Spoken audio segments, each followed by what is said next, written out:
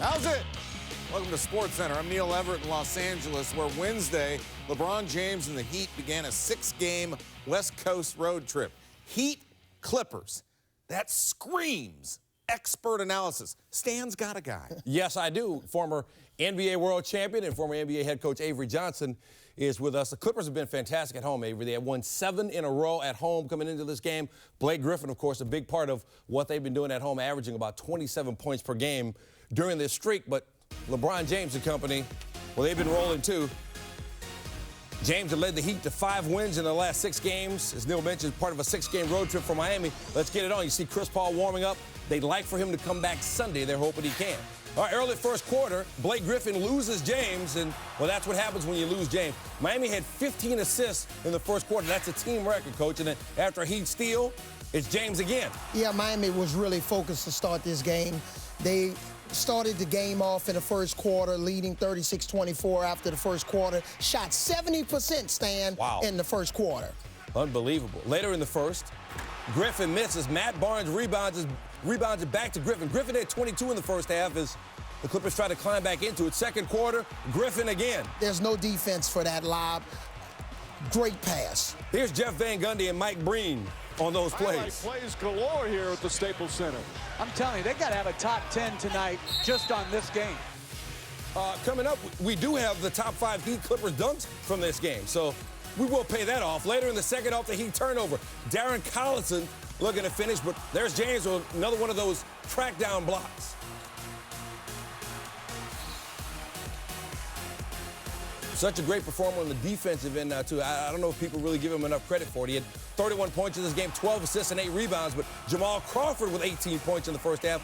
Crawford and Griffin scored or assisted on 53 of the Clippers' 55 points in the first half. Third quarter, the great plays continue. Dwayne Wade to James. And, Coach, that was from half court. Yeah, this is like a track meet. When you turn the ball over against the Miami Heat, they're like Usain Bolt. It's like 5 Usain Bolts out there running the floor. The Heat up 10 at that point. Later in the third quarter, James, the alley-oop to Chris Anderson. You forget about him and you have to pay. Yep, the Birdman will make you pay on the backside. All right, so let's go to the fourth quarter. The Heat up 8. Wade to Ray Allen, 3-pointer, and you put him on the line. Of course, he made the free throw. The Heat up 99-87. It looked like the Clippers might go away quietly, but they wouldn't. Down 6, Crawford to Griffin, and that combination worked all night long. Yeah, whenever you front Blake Griffin on the post, he's one of the best spin lob guys in the NBA. So the Clippers make it a 4-point game. Heat up 2 later. James for 3, 104-99. Few plays later, James again. This time he'll finish at the rim, 106-100, but the Clippers just wouldn't go away. Few plays later, Griffin. That won't go. That will. With his 40th point of the night, cuts it to a 4-point game. Under 2 minutes to play, Clippers down 6. Griffin, DeAndre Jordan, big finish. The Clippers down 4. And then, 2-point game, 109-107 here. Wade to Allen, and he does it again. Looked like Game 6 of last year's finals, man. Exactly what I was thinking. Allen with 11 in the fourth. He had 15 for the game. Look at those eye-popping numbers for Griffin and Crawford. 43 and 15 for Griffin, 31 for Crawford, who started in place of J.J. Redick, who was out with a sore right hip. But James, he's come so close to triple-doubles. Hasn't had one all season, but another great all-around performance for him. But the finisher was Ray Allen. It's huge. You know, we looked at our schedule. We got 6 on the road, and we're just trying to get better. Everything that we've done, we don't like the kind of basketball we're playing right now, but every day is a new challenge, and we're trying to figure out how we can become a better team each day. It was broken down a little bit, but D-Wade made a heck of a play by getting into the paint, and, you know, Ray just kept moving into his favorite spot, one of them corners. And, you know, D-Wade found him with a great pass, and Ray nailed it. Sometimes defensively you lose sight of guys on the weak side, and that's what happened. Dwayne drove into the paint and then was able to find Ray with a great pass, and Ray does what he does in the fourth quarter as well as anybody in this league. Ray did what he did to me so many years in Boston. He just, he moves at that last second when you don't expect him to. We get to the deep corner and makes a shot like he did. So really nothing you could do as a defender, just hope he misses it. Let me just say this, when he caught it, I knew nothing good was about to happen. You know, that's what Ray does. So the road trip off to a good start Wednesday with a win over the Clippers. The Heat will play next on Saturday in Utah before heading to Phoenix, Oakland, Dallas, and then Oklahoma City. And Avery, we remember when the Thunder came to Miami, what happened there. But Eric Spoelstra said now is the time for the Miami Heat to start imposing their will on teams. And Wednesday night, really in the first half, they really imposed their will on the Clippers.